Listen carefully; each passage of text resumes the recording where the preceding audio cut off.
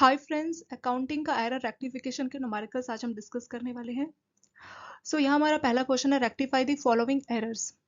तो यहाँ पे हमें 4 क्वेश्चंस दिए गए हैं दोस्तों, वन बाय वन इसको हम रेक्टिफाई स्टार्ट करेंगे। एरर रेक्टिफिकेशन के लिए जो बेसिक है दोस्तों आपका 3 गोल्डन रूल ऑफ अकाउंटिंग है। ठीक है, तो जब तक आप लोगों को 3 गोल्डन रूल ऑफ अकाउंटिंग का वीडियो नहीं मालूम तब तक आपके लिए डिफिकल्ट होने वाला है। तो शॉर्ट में मैं आपको बस रिवाइज करवा देती हूँ 3 गोल्डन रूल और फिर हम अपनी जनरल एंट्रीज पे आ जाएंगे।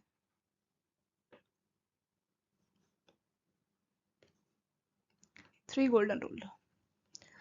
तो देखिए 3 गोल्डन रूल में मतलब 3 टाइप के अकाउंट्स बोले गए। एक है आपका रियल अकाउंट, सेकेंड आपका पर्सनल अकाउंट और तीसरा है आपका नॉमिनल अकाउंट। अगर आप लोग बीटेक वाले या साइंस बैकग्राउंड के, तो मैंने 3 गोल्डन रूल में बहुत सारे क्वेश्चन आपको प्रैक्टिस कराए हैं जनरल एंट्रीज के लिए। आप वो वीडियोस भी देख सकते हैं यूट्यूब में, वो आपको वैसे ही मिल जाएगा। 3 golden rule of accounting 2 hands के नाम से सर्च करना दोस्तों। टोटल 3 वीडियोस है, तो बहुत ज्यादा बेसिक मैंने वहां पे कराए, बहुत सिंपल सिंपल से लेके डिफिकल्ट तक के न्यूमेरिकल्स जनरल एंट्रीज, ताकि आपको 3 गोल्डन रूल में दिक्कत ना हो। स्पेशली जो साइंस बैकग्राउंड के उनको ये गोल्डन रूल में बहुत दिक्कत आती है। अगर आप कॉमर्स के तो आपको कोई दिक्कत नहीं है, वो आपको देखने का जरूरत नहीं है। ठीक है, तो रियल अकाउंट जो भी आपके असेट होते हैं, चाहे आपके टेंजिबल असेट है या इंटेंजिबल, तो उनके ऊपर रियल अकाउंट का रूल लगता है। पर्सनल अकाउंट कोई भी इंडिविजुअल, चाहे वो नेचुरल पर्सन है या आपका आर्टिफिशियल है। अब नेचुरल और आर्टिफिशियल पर्सन में डिफरेंस क्या होता है? नेचुरल पर्सन जिसको भगवान ने बनाया, जैसे आप और हम। आर्टिफिशियल पर्सन जिसको हमने बनाया, जैसे कोई कंपनी, कोई बैंक।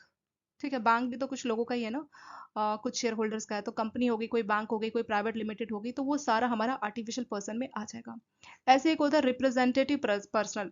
रिप्रेजेंटेटिव पर्सन में क्या होता है, पहले मैं आपको नॉमिनल बता देती हूँ, वो नॉमिनल से ही लिंक होता है। नॉमिनल अकाउंट अगर आपके कुछ खर्चे होंगे, एक्सपेंसेस, आपकी इनकम होगी, यानी अगर आपकी कुछ कमाई हो रही है, आपके कुछ खर्चे हो रहे हैं, तो उसकी बात की जाएगी आपके नॉमिनल अकाउंट में। ठीक है, तो 3 टाइप के आपके अकाउंट है, रियल, पर्सनल, नॉमिनल। जो आपके असेट है, चाहे वो आपके टेंजिबल असेट हो या इंटेंजिबल। अब टेंजिबल और इंटेंजिबल में डिफरेंस क्या होता है? असेट मतलब कोई चीज जिसको आप ओन करते हो, जो आपकी है, जिसके आप मालिक हो। ठीक है, असेट की कई सारी परिभाषा या डेफिनेशन होती है। किसी चीज को आप ओन करते हो, आप किस चीज के मालिक है, वो आपका असेट है। किसी को आपने लोन दिया और उससे आप कमाई कर रहे हैं, मान लीजिए आपने अपने दोस्त को 50,000 दिए और आप उससे इंटरेस्ट चार्ज कर रहे हैं, तो वो आपकी क्या है, कमाई हो जाएगी ना। तो अगर आपकी कोई कमाई हो रही है, किसी को लोन देके, किसी भी और फॉर्म में आपकी कोई दुकान है जिससे आप कमा रहे हैं, तो वो सब आपका असेट माना जाएगा। आपने कहीं पे इन्वेस्टमेंट कर रखा है, तो इन्वेस्टमेंट से क्या होगा, आपको रिटर्न मिलेगी, यानी आपकी कमाई होगी, तो वो भी आपका असेट ही होता है। आपके घर में टीवी, फ्रिज, आपका घर, ये आपका असेट होता है। आपने कहीं पे शेयर मार्केट में पैसे लगाए, वो जो पैसे आपने शेयर मार्केट में लगाए वो आपकी असेट है। आपके पास गोल्ड ज्वेलरी है, वो आपका असेट है। आपने कहीं पे इन्वेस्ट कर रखा है पैसा, वो भी आपका असेट ही होता है। कैश, कैश हमेशा एक असेट होता है। ठीक है, कैश, आने वाला कैश, भविष्य में आपको कोई कैश देके जाएगा 2 या 4 महीने बाद। फ्यूचर टेंस का कैश, यानी फ्यूचर में आने वाला कैश, वो भी आपका असेट होता है। इसका बेस्ट एग्जांपल है बिल रिसीवल। बिल रिसीवल क्या होता है? बिल रिसीवल इस बात का प्रूफ है कि हमें कुछ टाइम बाद पैसा मिलने वाला है, तो फ्यूचर में हमें कैश मिलने वाला है। इस वजह से ये भी क्या होता है दोस्तों, आपका असेट ही होता है। ठीक है, तो टेंजिबल असेट में ये हो गया। इनटेंजिबल असेट क्या होता है, जिसको आप टच नहीं कर सकते। जैसे आपकी मार्केट में बहुत अच्छी इमेज है, आपकी शॉप से हर कोई सामान लेता है क्योंकि आप बहुत अच्छी क्वालिटी का सामान देता है। आपकी गुडविल, आपका ट्रेडमार्क, आपका पेटेंट, ये सारे आपके इनटेंजिबल असेट का एग्जाम्पल हो जाएगा। तो जब भी असेट हो, चाहे वो टेंजिबल हो या इनटेंजिबल हो, आपको रियल अकाउंट का गोल्डन रूल लगाना है। अगर कोई पर्सन है, कोई इंडिविजुअल की बात हो रही है, चाहे वो नेचुरल पर्सन, जैसे मोहन, सोहन, ये सब क्या है, ये सब नेचुरल पर्सन है। आर्टिफिशियल पर्सन कोई कंपनी, कोई प्राइवेट लिमिटेड, तो वो हो जाएगा हमारा आर्टिफिशियल पर्सन। नॉमिनल अकाउंट में आपके खर्चे या कमाई, आपने कहीं से कमाई कर लिया, आपने कुछ सेल्स कर लिया, ठीक है, सेल्स आपकी कमाई हो गई ना, या आपने कुछ परचेज कर ली, तो परचेज से क्या होगा, खर्चे होंगे। ये सारे हमारे नॉमिनल में, यानी अगर कमाई और खर्चे की बात होगी तो वो अकाउंट होता है हमारा नॉमिनल अकाउंट। अब बात करते हैं हम representative personal account. Representative personal account का मतलब होता है आउटस्टैंडिंग रेंट, आउटस्टैंडिंग सैलरी। मतलब कोई भी चीज या तो आपका आउटस्टैंडिंग है या आपने एडवांस में पे कर दिया, या तो वो पेंडिंग होगा या आपने एडवांस में पे कर दिया होगा, जैसे pre payment of salary. Salary पे करना है, वो आपका खर्चा है, सैलरी आपका नॉमिनल अकाउंट है। लेकिन अगर आपकी सैलरी आउटस्टैंडिंग है, पेंडिंग है, तो उस केस में वो नॉमिनल अकाउंट ना होकर रिप्रेजेंटेटिव पर्सनल अकाउंट हो जाता है। ठीक है, तो ये मैंने बस आपको शॉर्ट में बेसिक समरी बताया दोस्तों। और मैं फिर से एक बार आपको रिपीट कर रही हूँ, 3 गोल्डन रूल ऑफ अकाउंटिंग में अगर आपको दिक्कत होती है, क्योंकि आपका जो अकाउंटिंग का बेसिक है वो यही है, जब तक आपका अकाउंटिंग नहीं आएगी, कम से कम आपके बहुत सारे ऐसे चैप्टर्स है न्यूमेरिकल, स्पेशली जनरल एंट्रीज आपकी अकाउंटिंग की बुक में आपको बहुत दिक्कत आने वाली है। तो कुछ हमारे दोस्तों ने बोला था कि गोल्डन रूल के ऊपर स्पेशल अलग से वीडियो बनाइए, ताकि हम जो साइंस बैकग्राउंड की हमारी जो प्रॉब्लम है वो सॉल्व हो जाए। तो इसीलिए मैंने 3 वीडियोस बनाई है, आप उसको देख सकते हो, उससे आपकी बहुत हेल्प होगी। सिर्फ इस वीडियो के लिए नहीं, वो आपकी वैसी अकाउंटिंग के लिए बहुत हेल्प होगी, जैसे trial balance, rectification of error, और भी कई सारे हमारे चैप्टर्स हैं। बिल ऑफ एक्सचेंज का एक चैप्टर है, वहाँ पे भी आपको जनरल एंट्रीज करनी होती है। फाइनल अकाउंट का चैप्टर है, फिर आपका कंपनी अकाउंट बना है। तो मतलब बहुत सारे चैप्टर्स ऐसे हैं जिसमें आपको 3 गोल्डन रूल ऑफ अकाउंटिंग की जरूरत पड़ती ही पड़ती है। ठीक है, यहाँ तो मैंने बस आपको थोड़ा सा समरी बताया ताकि आपको आइडिया लग जाए। रियल अकाउंट का गोल्डन रूल क्या बोलता है? ये बोलता है debit what comes in, credit what goes out. अगर कोई चीज आपके पास आती है तो उसको डेबिट कर दीजिए। क्रेडिट व्हाट गोज आउट, अगर आपके पास से कोई चीज दूर जाती है तो उसको क्रेडिट कर दीजिए। यानी अगर आपके पास असेट आएगा, इन होगा, जैसे आपके पास कैश आ रहा है तो आप उसको डेबिट करना, कैश अकाउंट को। और अगर आप कैश किसी को पे कर रहे हैं तो उस केस में क्या हो रहा है, कैश आउट हो रहा है, तो आप क्या करना, क्रेडिट करना। ठीक है। पर्सनल अकाउंट में रूल बोलता है debit the receiver, credit the giver. ठीक है। इसका क्या मतलब है? इसका ये मतलब है दोस्तों, अगर आपसे कोई कुछ लेके जा रहा है, जैसे मान लीजिए मोहन आपसे कोई सामान लेके गया, वो रिसीवर हो गया ना। तो अगर आपसे कोई कुछ रिसीव कर रहा है, अगर आपसे कुछ लेके जा रहा है कोई, तो उसके अकाउंट को डेबिट करना। अगर आपको कोई कुछ दे के जा रहा है, गिवर मतलब आपको आपको अपने हिसाब से सोचना है कि मुझे कोई कुछ दे के जा रहा है या मुझसे कोई कुछ लेके जा रहा है। गिवर मतलब अगर कोई पर्सन आपको कुछ दे के जाएगा तो उसके अकाउंट को आप क्रेडिट कर देना। ठीक है।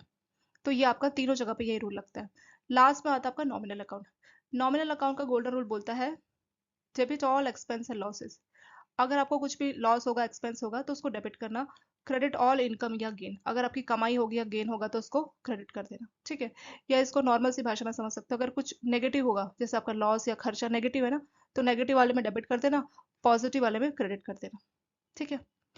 और इसको याद करने का मैं आपको एक और ट्रिक बताती हूँ। देखिए, नॉमिनल में आप ऐसे ट्रिक लगाना, हमेशा पॉजिटिव को पहले लेना, नेगेटिव को बाद में लेना। क्योंकि आपको कोई बोलेगा प्लस या माइनस में से एक नंबर सेलेक्ट करो, तो आप क्या सेलेक्ट करेंगे? आप प्लस सेलेक्ट करेंगे। ठीक है। तो प्लस मतलब, अब प्लस आपने सेलेक्ट किया तो पॉजिटिव है। अब आपको डेबिट और क्रेडिट में से एक चाहिए, तो सी पहले आता है ना, अल्फाबेटिकली सी पहले आता है और डी बाद में आता है, तो सी वाली एंट्री पहले कर देना, डी वाली बाद में। तो पॉजिटिव चीज होगी, अच्छी चीज होगी, मतलब आपकी कमाई हो जाएगी, कहीं से आपकी सेल हो जाएगी, कमाई हो जाएगी, गेन हो जाएगा, तो उसको क्रेडिट कर देना। ठीक है। और अगर आपका खर्चा हो जाएगा, खर्चा क्या है, लॉस क्या है, नुकसान है ना, नेगेटिव चीजों को डेबिट करना और पॉजिटिव चीजों को क्रेडिट करना।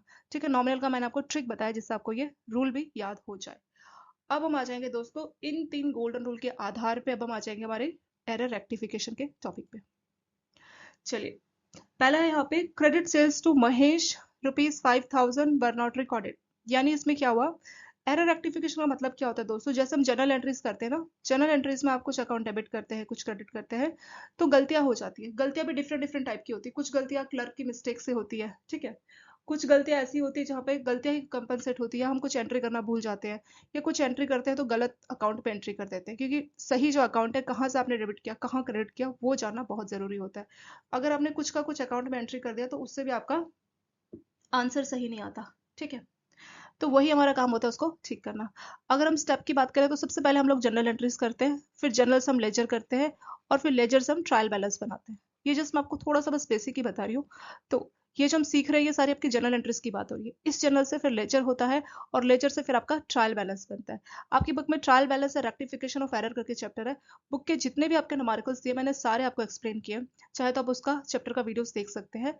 और ये सिर्फ आपको प्रैक्टिस के लिए मैंने अलग से बताया। ठीक है। बुक के जितने न्यूमेरिकल है, सारा ए से लेके जेड, शुरू से लेके लास्ट तक सारे न्यूमेरिकल्स मैंने आपको एक्सप्लेन किए हैं। 2025 के आपको वीडियोस में मिल जाएंगे, वो आपकी लेटेस्ट एक्सप्लेनेशन है। तो अब हम जनरल एंट्रीज की बात करेंगे। देखिए, ये जो एंट्री है ना, पर हमें कैसे पता लगता है कि गलती हो गई? जब आप ट्रायल बैलेंस रेडी करते हैं ना, तो उसमें जो है डेबिट बैलेंस इक्वल होना चाहिए क्रेडिट के। और जब आपका डेबिट बैलेंस क्रेडिट के इक्वल नहीं है, तो इसका मतलब आपने कुछ गलती की है जनरल एंट्रीज में। उसी के लिए हम एरर को रेक्टिफाई करते हैं। ठीक है। तो हमने क्या किया, महेश को क्रेडिट में सेल्स की, उधार में सामान बेचा, पर नॉट रिकॉर्डेड, लेकिन आपने उसकी एंट्री नहीं की। तो एक बात बताइए, जब आप किसी को उधार में सामान बेच रहे, अब आप अपने हिसाब से सोचिए, आप एक दुकानदार है, और सोचिए कि आपने आपके पास एक ग्राहक आया, उसका नाम है महेश, उसने आपकी दुकान से 5,000 का सामान खरीदा।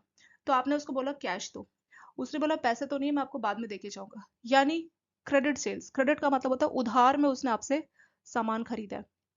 तो आप क्या करोगे, क्या आप उसको जाने दोगे या उसकी कोई एंट्री करोगे? यस, आप अपनी कॉपी उठाओगे, अपनी डायरी उठाओगे जिसमें आप सभी कस्टमर्स की एंट्री करते हो। तो डायरी उठाने के बाद आप क्या लिखोगे? सोचिए, आप अपने बारे में सोचिए कि आपकी दुकान है, 5,000 का कोई सामान लेके गया, तो आप उसकी क्या एंट्री करोगे? आप क्या की उसने, सेल्स की ना, क्योंकि आपने सेल्स की तो पहले एक तो आप सेल्स की एंट्री करोगे कि मैंने सामान बेचा, फिर अगला किसको बेचा, महेश को, आप ऐसी एंट्री करोगे, ठीक है। अगर मान लीजिए, यानी इसमें दो अकाउंट इन्वॉल्व होंगे, हर एंट्री में दोस्तों दो अकाउंट इन्वॉल्व होते हैं, एक डेबिट एक क्रेडिट। तो हमें ये जानना होता है कि हम कौन से क्या क्या नाम लिखे, अकाउंट का नाम क्या क्या होना चाहिए। तो यहाँ पे आपने सेल्स की तो आप क्या लिखोगे, एक अकाउंट हो जाएगा आपका सेल्स अकाउंट, किसको सेल की, महेश को। इसी के बदले मान लीजिए ये होता, क्रेडिट सेल्स नहीं लिखा होता, सिर्फ लिखा होता सेल्स टू महेश 5,000, ठीक है। अगर ऐसे होता, मान लीजिए सेल्स टू महेश 5,000, आपने महेश को 5,000 का सामान बेचा, इसका क्या मतलब होता है, इसका मतलब होता है यहाँ पे क्रेडिट तो नहीं लिखा, सिर्फ इतना सा लिखा होता सेल्स टू महेश 5,000। जब क्रेडिट या इस तरह का वर्ड ना हो तो हम मान के चलते कि बाय डिफॉल्ट ये कैश सेल है, मतलब महेश पैसे देके गया है। जब वो उधार में सामान ले जाएगा तब पर्टिकुलरली मेंशन होगा क्रेडिट सेल्स हुई है, ठीक है। लेकिन अगर उसने सिर्फ इतना सा लिखा है सेंटेंस में कि सेल्स टू महेश 5,000, तो इसका मतलब है कि उसने कैश में सेल्स किया है। तो अब आप अपनी बुक में क्या एंट्री करोगे, आप लिखोगे एक तो हमने सेल्स की है, सेल्स अकाउंट, और दूसरा आप महेश का नाम नहीं लिखोगे क्योंकि कैश मिल चुका है तो आप कैश लिखोगे कि कैश आ गया, बस।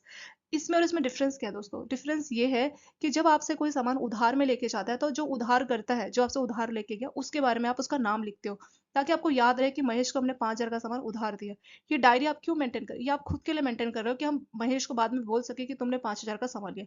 अगर मान लीजिए आप यहाँ पे सिर्फ लिखते क्रेडिट, सिर्फ उधार लिखते तो किसको उधार, क्योंकि महेश के अलावा दिन भर में आपकी दुकान में 40-50 और भी तो कस्टमर होंगे ना, किस किस का आप नाम याद रखेंगे। अगर आपने उधार किया, महेश के जैसे 10 लोग और है, कैसे आपको याद रहेगा।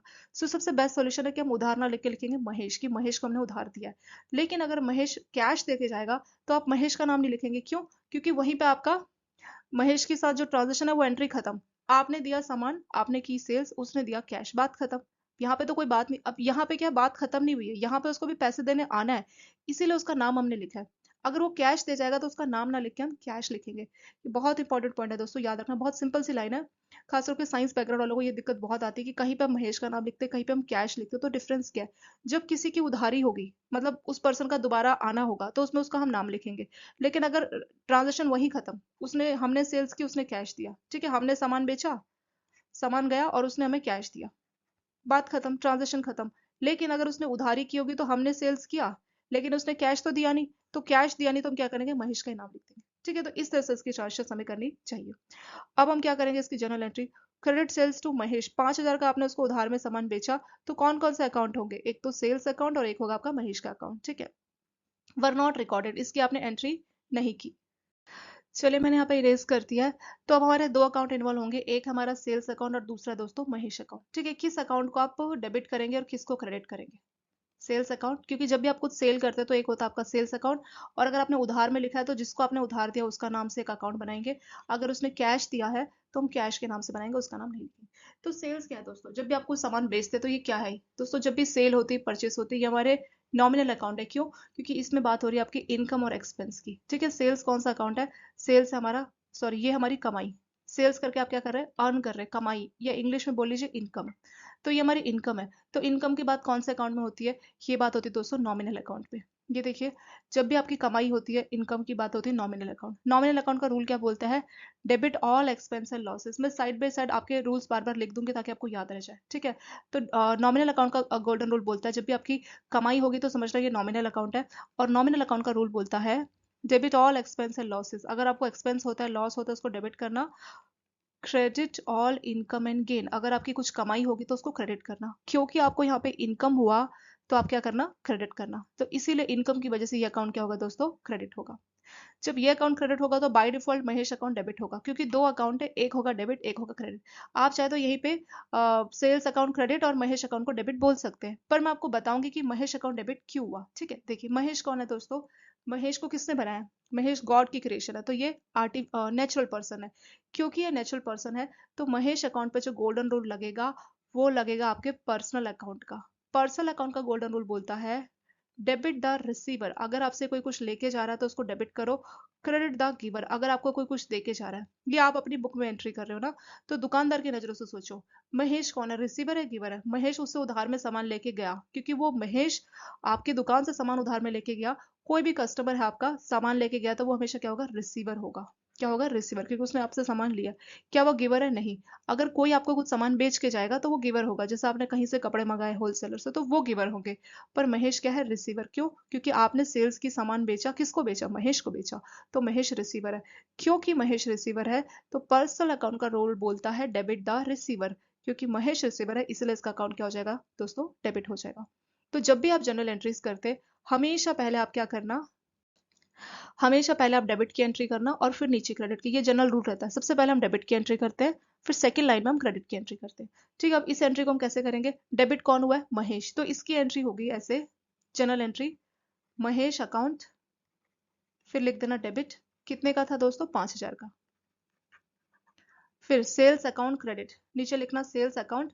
दोस्तों क्रेडिट के लिए सीआर कभी नहीं लिखा होता, ये तो मैं बस आपको समझाने के लिए बोलूंगी। सेल्स के लिए नीचे हमेशा टू लिखा होता है, टू का मतलब ये होता है कि क्रेडिट हुआ है, कितने से, 5,000। बस ये आपकी होगी जनरल एंट्री, यही हो गया आपका एरर रेक्टिफिकेशन। ठीक है, ये एंट्री आपने की नहीं थी, रिकॉर्ड ही नहीं किया था, तो आपने जब एंट्री आपने की, मतलब सामान बेचा लेकिन उसकी आपने एंट्री नहीं की, तो रेक्टिफिकेशन क्या, एंट्री कर दो। जब कोई चीज छूट गई तो रेक्टिफिकेशन क्या, उसको कर दो। तो वही यहाँ पे हम करेंगे, रिकॉर्ड नहीं था तो हमने रिकॉर्ड कर दिया, Mahesh account debit 5,000, sales account credit 5,000। ठीक है, तो पहला एंट्री आपका हो चुका है कंप्लीट। अब हम आएंगे दोस्तों सेकंड क्वेश्चन पे, ये हो चुका है कंप्लीट। सेकंड में कि credit purchase from Rohan 4,000 were not recorded. तो ये सारे पता है दोस्तों कौन से वाला एरर है, ये आपका, ये आपका एरर ऑफ ओमिशन है। ओमिशन में भी दो एंट्री होती है, एक होता है पार्शियल और एक होता है कंप्लीट। पार्शियल में आप हाफ एंट्री, मतलब डेबिट कर दिया लेकिन क्रेडिट एंट्री करना भूल गए, या क्रेडिट कर दिया डेबिट करना भूल गए। एक होता है फुल ओमिशन, फुल ओमिशन में ना तो आप डेबिट करते ना क्रेडिट, मतलब पूरी की पूरी एंट्री आप भूल जाते हैं। तो ये सारे आपके फुल ओमिशन वाले एग्जांपल्स हैं। ठीक है, तो सेकंड है कि आपने क्रेडिट में परचेज किया रोहन से, रोहन से आपने क्रेडिट परचेज किया। परचेज मतलब आपने सामान खरीदा, क्रेडिट मतलब उधार में आपने सामान खरीदा। किससे उधार में खरीदा, रोहन से खरीदा। कितने का, 4,000 का। वर नॉट रिकॉर्डेड मतलब आपने सामान खरीदा तो उसके आपको एंट्री करनी चाहिए थी ना डेबिट क्रेडिट की, लेकिन आपने की नहीं, रिकॉर्ड ही नहीं किया, मतलब पूरा आप ओमिट कर गए। तो इसकी आप कैसे रेक्टिफिकेशन करेंगे। देखिए दोस्तों, जब भी आप किसी से कुछ सामान खरीद रहे हैं, ठीक है, तो उसमें कौन कौन से अकाउंट इन्वॉल्व होंगे, क्योंकि सबसे पहला काम है हमें वो दो अकाउंट पता करना जो एक डेबिट होगा क्रेडिट होगा। ठीक है, हर एंट्री में दो अकाउंट इन्वॉल्व होंगे, एक आपका डेबिट और एक आपका क्रेडिट। तो क्योंकि आप परचेज कर रहे हैं तो एक अकाउंट हो जाएगा दोस्तों आपका परचेज अकाउंट। और किससे परचेज कर रहे हैं, रोहन से। अगर मान लीजिए आपने परचेज किया होता रोहन से, और रोहन आप और रोहन को आपने कैश दे दिया होता, ठीक है, आपने कुछ सामान खरीदा रोहन से और रोहन को आपने दे दिया होता कैश, सामान लिया होता और बदले में कैश दिया होता, तो उस केस में हमारी जो एंट्रीज होती दोस्तों वो होती है आपकी परचेज अकाउंट और कैश अकाउंट। ठीक है, यहाँ पे भी एक एक्चुअली एक्सेप्शन है। परचेज में भी आपके दो केसेस होते हैं कि आपने क्या परचेज किया, इस बात से भी फर्क पड़ता है कि आपने क्या परचेज किया। अगर मान लीजिए आपने, देखिए दो चीजें होंगी, एक होगा आपने गुड्स परचेज किया, ठीक है, एक जगह होगा आपने फर्नीचर या सोफा परचेज किया। अगर आप गुड परचेज करोगे तो अकाउंट का नाम गुड्स अकाउंट नहीं होगा, अकाउंट का नाम होगा परचेज अकाउंट। लेकिन अगर आप फर्नीचर खरीदोगे दोस्तों तो उस टाइम पे अकाउंट का नाम गुड्स अकाउंट नहीं होगा, उस टाइम पे होगा फर्नीचर अकाउंट, सॉरी उस टाइम पे परचेज नहीं होगा, उसका नाम होगा फर्नीचर। तो दोनों ही केसेस में हम परचेज कर रहे हैं यानी खरीद रहे हैं। तो खरीदते टाइम पे इतना भेदभाव क्यों, जब हम गुड्स खरीद रहे थे तो खाते का नाम हमने रखा परचेज अकाउंट, लेकिन जब हम फर्नीचर खरीद रहे तो हमने अकाउंट फर्नीचर क्यों रखा, इसका कारण क्या है। इसमें बहुत ज्यादा कंफ्यूजन होती है और ये भी एक बहुत बड़ा रीजन आपके एरर का। तो उसका मैं आपको रीजन बता देती हूँ दोस्तों। रीजन ये है कि जैसे आप जब फर्नीचर खरीद रहे हैं, मतलब आप एक सोफा खरीद रहे हैं, तो सोफा आपके घर में कितनी देर टिकने वाला है, सोफा 10 साल 8 साल 15 साल टिक सकता है ना। तो ये आपका लॉन्ग टर्म यूज है, यानी 10 साल तक मैं मान के चलती हूँ, मतलब एक साल से ज्यादा तो टिकेगा ही टिकेगा, मोर देन 1 ईयर। लेकिन अगर आप गुड्स खरीद रहे हैं, गुड्स का मतलब क्या होता है दोस्तों, गुड्स का मतलब होता है कि ऐसी चीज जो आपको, जैसे मान लीजिए आपकी दुकान है तो आप गुड्स मतलब सामान खरीद रहे हैं ताकि आप बेच सके, ठीक है, तो वो सारा आपका गुड्स हो जाता है। तो गुड्स, आप जब कुछ चीज खरीद रहे तो बेच रहे तो आप ये नहीं मान के चलोगे कि 10 साल तक हम अपने लिए रखेंगे। गुड्स या जो भी चीज है, मान लीजिए गुड्स के बदले आप कुछ स्टेशनरी का सामान खरीद रहे हैं, स्टेशनरी का मतलब जैसे पेन कॉपी A4 शीट, ये सब क्या है, ये आपका 2-3 महीने में खर्च हो जाएगा। ठीक है, तो जितने भी चीजें जो आप एक साल के अंदर अंदर खर्च कर देंगे विद इन 1 ईयर, उस केस में हम उसका नाम नहीं लिखते, क्योंकि वो तो चला जाएगा। एक साल के अंदर वो फर्नीचर या वो स्टेशनरी, तो सॉरी फर्नीचर नहीं, वो गुड्स और स्टेशन तो चला जाएगा। तो उसके नाम की एंट्री करना गलत होगा। तो उस केस में हम क्या करते हैं, परचेस लिखते हैं कि हमने परचेस किया। और जनरली ये अमाउंट छोटा ही होता है, बहुत बड़ा अमाउंट का नहीं होता।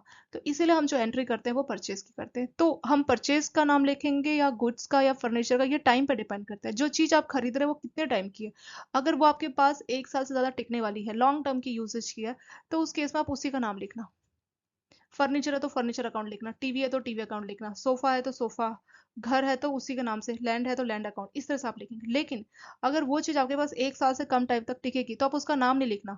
ऐसा नहीं कि आपने कुछ स्टेशनरी खरीदी तो आपने लिखा कि स्टेशनरी अकाउंट, नहीं, ये 2-3 महीने में खर्च होने वाले हैं। तो जो चीज़ 2-3 महीने में जाने वाली तो उसके बारे में याद करके कोई फायदा नहीं है, उसका नाम नहीं लिखना, उस केस में परचेस अकाउंट ही करना। ये एक बहुत बड़ा डिफरेंस है दोस्तों, ये याद रखना, ठीक है। जो चीज़ हम 1 साल से ज़्यादा यूज़ कर सकते हैं, तो उस केस में क्योंकि वो चीज़ हमारे पास 1 साल से ज़्यादा टाइम टिकेगी तो हम उसको यूज़ करेंगे, तो वो चीज़ हमारे पास होगी, हमें दिखेगी, इसीलिए हम उसके नाम से एंट्री कर रहे हैं। पर ये गुड्स अकाउंट, अगर आपने गुड्स के नाम से एंट्री कर दी, 1 साल बाद किसी ने आके देखा और बोला कि गुड्स दिखाओ कहाँ पे, तो गुड्स तो चला गया, तो आप क्या दिखाएंगे, नहीं दिखा सकते। तो बेटर है सीधे लिख दो परचेस अकाउंट की परचेसेस की। तो परचेसेस की, या फिर आपने लिखा स्टेशनरी अकाउंट, कोई ऑडिटर आया उसने बोला कि आपने स्टेशनरी अकाउंट में एंट्री की, दिखाओ कहाँ पे स्टेशनरी। आप उसको क्या बोलोगे, A4 शीट तो खत्म हो गया, हमने यूज कर लिया, ऐसा नहीं बोल सकते ना। तो आपको प्रॉपर दिखाना पड़ेगा उनको, क्या चीज आप दिखाएंगे। स्टेशनरी तो कंज्यूम हो चुका है, यूज हो चुका है, तो आप नहीं दिखा सकते। ये छोटा मोटा जो खर्चा आपका चाहिए, आपका छोटे मोटे जो खर्चे और हो जाते हैं ना, जैसे मान लीजिए कॉफी का पैकेट खरीदा, चाय का पैकेट खरीदा, डेली बेसिस पे जो आप मिल्क ले रहे हैं, तो ये सब क्या है, ये सब हमारी परचेसेस है। क्यों? क्योंकि अगर कोई हमसे आके बोलता है ऑडिटर आफ्टर 1 ईयर कि दिखाइए ये कहाँ पे आपने एंट्री की है, गुड्स अकाउंट, तो गुड्स दिखाइए कहाँ पे। आप उनको क्या गुड्स दिखाएंगे, क्या आपके पास कोई गुड्स है? नहीं, आप ये नहीं बोल सकते हमने उसको बेच दिए। तो इसको ऐसा मान लिया जाएगा कि आपने गलत एंट्री की है, गलत अपनी बैलेंस शीट, अपनी बुक गलत दिखाई है, इसीलिए इस बात का ध्यान रखा जाता है। और अगर ऑडिटर हमसे आके बोलता है सोफा या फर्नीचर अकाउंट आपने लिखा है, दिखाइए फर्नीचर कहाँ पे, तो आप जाके उसको दिखा सकते हैं, ये रहा सोफा। अगर वो बोलता है आपने टीवी अकाउंट की एंट्री की, टीवी दिखाइए कहाँ पे, आप उसको टीवी दिखा सकते हैं। क्योंकि फर्नीचर, टीवी, ये सब चीजें 1 साल में तो यूज होने वाली है नहीं। ऐसा नहीं कि 1 साल यूज करके आप इसको फेंकने वाले, ऐसा नहीं होता। तो जो चीज आप दिखा सकते हैं, अगर आपके पास ऑडिटर आके 1 साल बाद पूछता है, जो चीज आप दिखा सकते हैं तो उसका नाम लिखिए। अगर आप नहीं दिखा सकते तो आप सीधे परचेज कर दीजिए कि हमने खरीदा।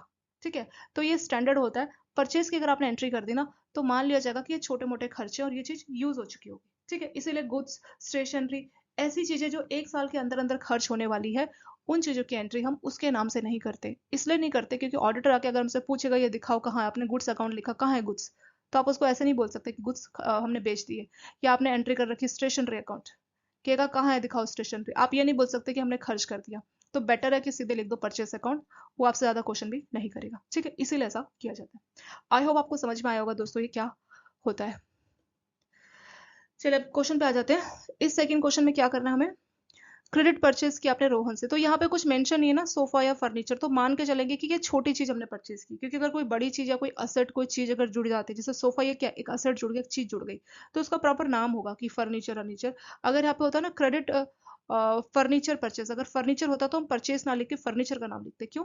क्योंकि हम उसको दिखा सकते हैं ना, हमने फर्नीचर खरीदा। ऑडिटर आगे 1 साल बाद पूछेगा कहाँ है फर्नीचर, उसको दिखा सकते हैं ये रहा फर्नीचर। ठीक है, तो इसी केस में आपको इस तरह से एंट्री करनी चाहिए। तो जब आपने उधार में परचेज की है, तो एक तो आपका परचेस अकाउंट होगा। दूसरा, अगर आपने उधार में ना की होती, कैश में की होती, तो दूसरा अकाउंट हो जाता कैश। पर आपने तो कैश नहीं दिया, आपने उधार लिया, तो उधार के केस में जिससे आपने उधार लिया उसका नाम लिखा जाएगा। तो कैश ना लिख के दूसरा अकाउंट होगा आपका रोहन अकाउंट। बस 2 अकाउंट आपके हो चुके। इसमें से एक होगा डेबिट, एक होगा क्रेडिट। ठीक है, जब आपने उधार में परचेज की, तो जब भी आप परचेज या सेल करते हैं, तो वो सेल अकाउंट परचेज अकाउंट ही रहता है। बट कंडीशन है कि क्या परचेज कर रहे हैं। अगर आप ऐसी चीज परचेज करें जैसे सोफा या टीवी, तो उस केस में आप परचेज अकाउंट नहीं लिखोगे, आप लिखोगे सोफा अकाउंट। ठीक है, लेकिन अगर आपने उधार ना देके कैश दिया होता, तो दूसरा अकाउंट हो जाता कैश, एक डेबिट एक क्रेडिट। लेकिन आपने कैश नहीं दिया, आपने उधार में परचेज किया है, तो दूसरा जिससे आपने उधार लिया है वो है रोहन। तो रोहन का अकाउंट आप लिख दोगे। मतलब जैसे आप किसी को उधार दे रहे हो तो आप उसका नाम लिख रहे हो, तो सेम अगर आप किसी से उधार में सामान ले रहे हो तो उसका नाम भी तो लिखोगे ना कि हाँ रोहन को हमें 4,000 देने हैं। तो 2 अकाउंट है, परचेस और रोहन। तो रोहन कौन है दोस्तों? रोहन एक नेचुरल पर्सन है जो कि गॉड का क्रिएशन है। तो इस पे पर्सनल अकाउंट का रूल लगेगा। पर्सनल अकाउंट का रूल बोलता है debit the receiver, credit the giver. अगर आपसे कोई कुछ लेके जा रहा है तो उसको डेबिट कर दो, अगर आपको कोई कुछ देके जा रहा है तो उसको क्रेडिट कर दो। तो रोहन कौन है दोस्तों? वो आपसे कुछ लेके जा रहा है, देके जा रहा है, हमने उससे परचेस किया है, परचेस किया रोहन से। तो रोहन हमारे लिए गिवर है। क्यों? क्योंकि हमने उससे कुछ खरीदा है ना। क्योंकि वो गिवर है, वो हमें कुछ देके जा रहा है, तो रोहन का अकाउंट होगा दोस्तों क्रेडिट। परचेज क्या है? परचेज हमने, जब हम कुछ खरीदते हैं तो ये क्या है, हमारी कमाई है, खर्चा है। सेल से हमारी कमाई होती है, परचेज हमारे लिए खर्चा है। क्योंकि परचेस हमारे लिए खर्चा है, तो कौन सा रूल लगेगा? नॉमिनल का रूल। नॉमिनल का रूल क्या बोलता है? जब भी आपकी कमाई या खर्चा हो ना, तो आपको हमेशा नॉमिनल का रूल लगाना है। नॉमिनल का रूल बोलता है debit all expense and losses. जो भी आपको एक्सपेंस हो रहा है या लॉस हो रहा है उसको डेबिट करो। Credit all income and gain. क्योंकि ये क्या हो रहा है? आपका खर्चा हो रहा है ना, खर्चे को इंग्लिश में बोलते हैं एक्सपेंस हो रहा है। एक्सपेंस हो रहा है, इसलिए इस खाते को क्या करना है? डेबिट करना है। बस हो गई आपकी एंट्री। आपको क्या करना है? परचेस अकाउंट डेबिट करना है। कितने से? 4,000 से। और रोहन अकाउंट को क्रेडिट करना है। कितने से? 4,000 से। बस ये आपकी सेकेंड वाली एंट्री हो चुकी है कंप्लीट। ठीक है दोस्तों, दो क्वेश्चंस हम लोग देख चुके हैं। यहाँ पे क्योंकि हमने परचेज किया रोहन से, तो रोहन कौन है? रोहन गिवर है, उसने तो हमें सामान दिया ना उधार में, तो रोहन गिवर है।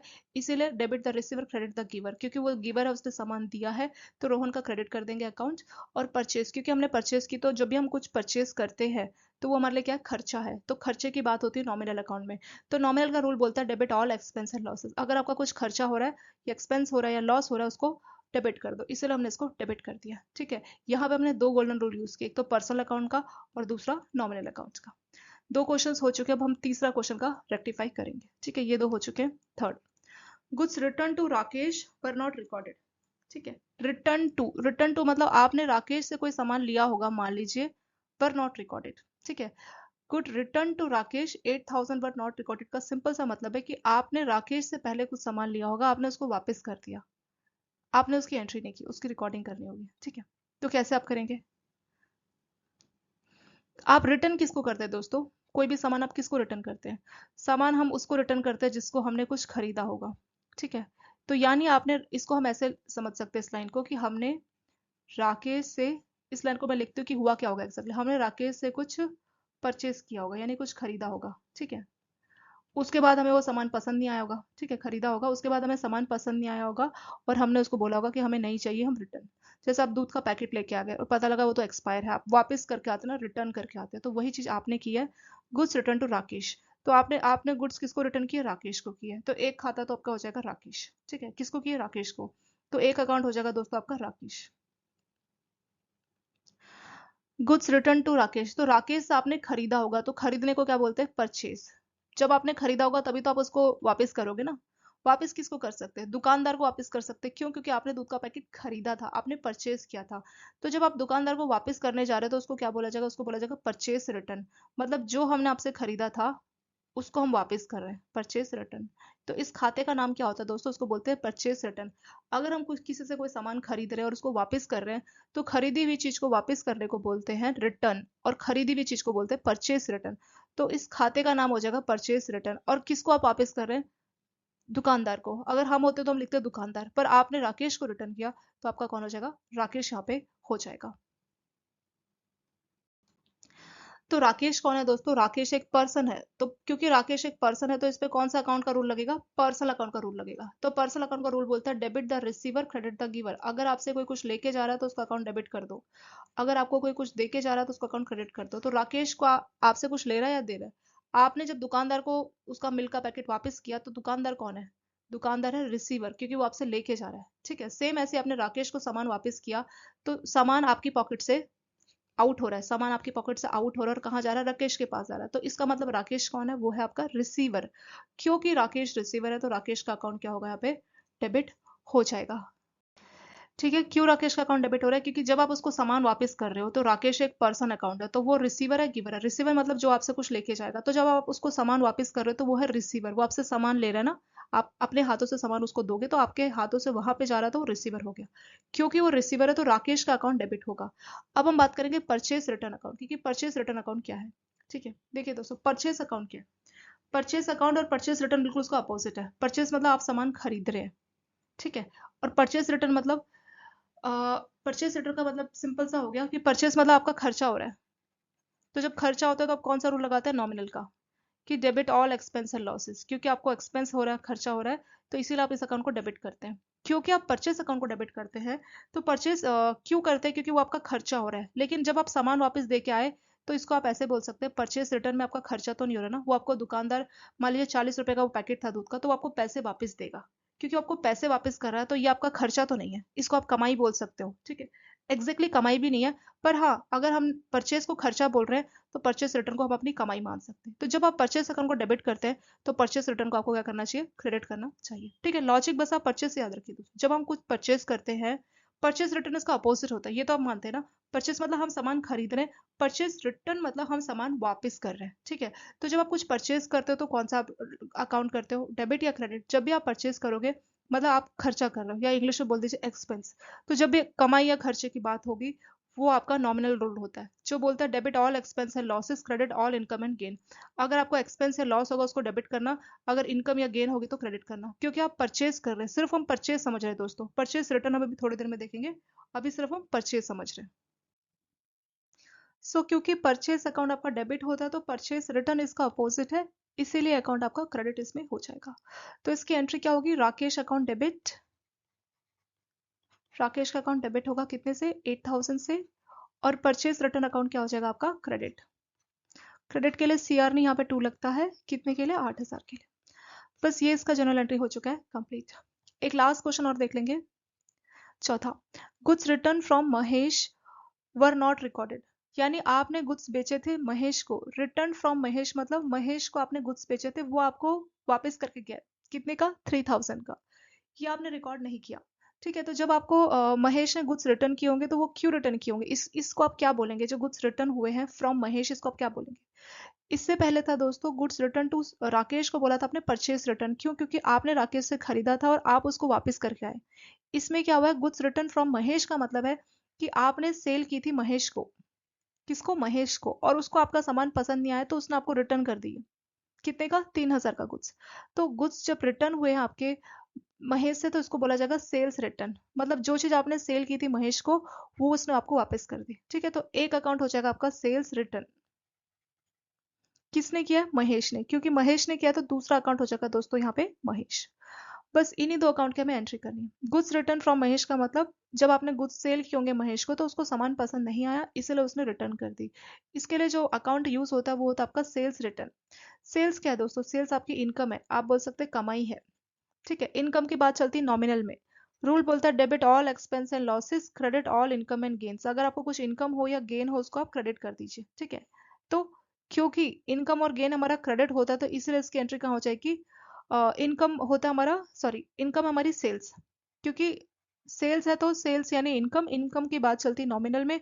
रूल बोलता है debit all expense and losses, credit all income and gains. Income को क्रेडिट करने के लिए बोला जा रहा है।